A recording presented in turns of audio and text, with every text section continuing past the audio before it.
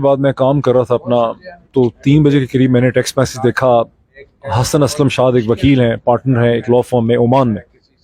उनका मुझे टेक्स्ट था कि मुझे ये अरशद शरीफ की खबर क्या है, मतलब इज दिस ट्रू?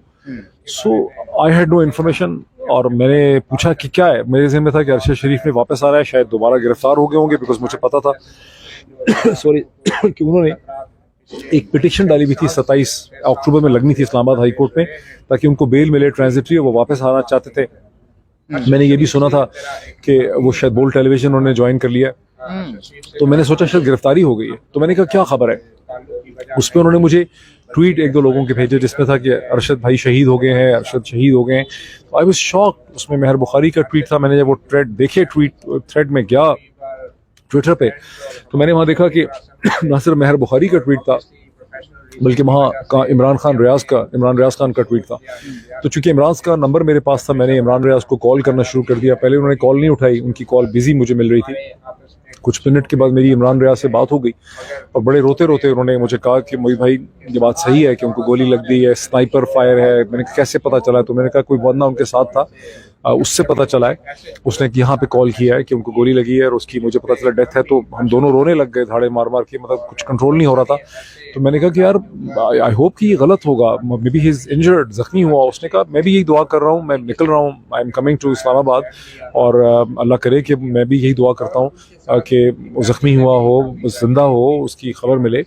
फिर यही हमारी बात हुई। उसके बाद जब मुझे पता चला तो मैं ट्विटर पे गया, तो मैंने देखा बहुत से लोग कंफर्म कर रहे थे। इतने में मैंने ये सोच के, चूंकि बैरिस्टर शुएब रज़ाक उनके वकील थे, मुझे पता था, उन्हीं से मुझे पता चला था कि 27 को उनकी यहाँ एक एप्लीकेशन लगी है। तो मैंने उस वक्त सुबह के कोई 3:30 साढ़े 3 बजे के टाइम पे मैंने फिर देखा, मैंने बैरिस्टर शुएब को कॉल किया। ये सोए पड़े थे, इनकी बड़ी सोई हुई आवाज़ थी। मैंने इनको पूछा, मैंने कहा कि आपको पता है कि ये हो गया? तो ही वाज शॉक्ड और उन्होंने मुझे कहा कि क्या कह रहे हो?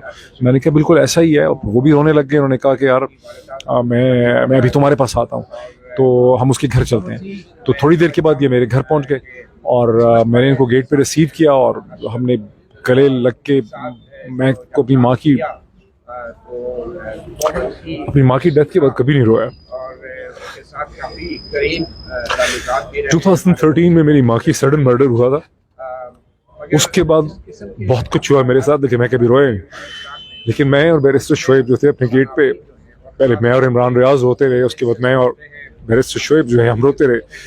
फिर हम उनके घर गए, वहाँ उनकी फैमिली से मुलाकात हुई, वहाँ सभी लोग जो हैं वो रो रहे थे। उनकी बच्ची को देखने का मौका मिला, उनके और घर वालों को देखने का मौका मिला। अनबिलीवेबल और अनबिलीवेबल, मतलब नाकाबिल यकीन लगा कि ये चीज़ हो गई। मतलब ऐसा लगता था कि अभी कोई फ़ोन आएगा, वो कहेगा कि नहीं वो ज़ख्मी हुए हैं। ऐसा नहीं हुआ।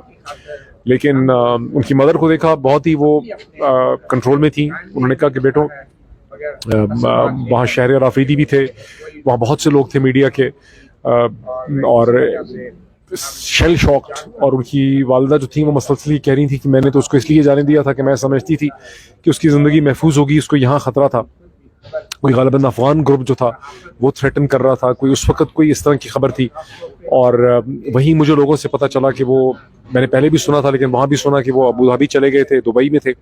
वहाँ दुबई की गवर्नमेंट ने, पहले वो वहाँ ठहरे हुए थे और उनको कहा कि पाकिस्तान गवर्नमेंट शायद आपको डिपोर्ट करना चाहती है, लेकिन हम आपको डिपोर्ट नहीं करेंगे, आप फौरी तौर पे 24 से 48 घंटे में दुबई छोड़ दें।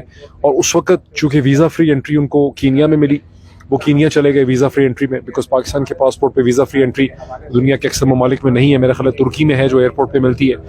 तो वो वहाँ चले गए और तो ये मतलब वहाँ सारी सिचुएशन हुई। और फिर बैरिस्टर शुएब ने मुझे कहा कि हमें एक कम से कम इस्लामाबाद हाई कोर्ट में चल के एक पिटिशन डालनी चाहिए कि इसके क्या वजूहात हैं कि अरशद शरीफ जैसा शख्स जो है उसे पाकिस्तान छोड़ना पड़ा। इसमें क्या हकीकत है कि दुबई की हुकूमत को, अबू धाबी की हुकूमत को हुकूमत पाकिस्तान ने डिपोर्ट करने के लिए कहा, क्या वजूहात, क्यों उनको ब्रिटिश वीज़ा नहीं मिला।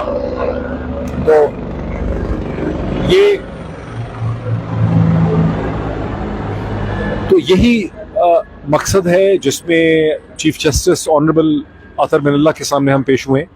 बैरिस्टर शुएब रज़ाक साहब ने अपनी पिटिशन दी है और उनके सामने एक मुख्तसर बात हुई है जिसमें chief justice was shell shocked.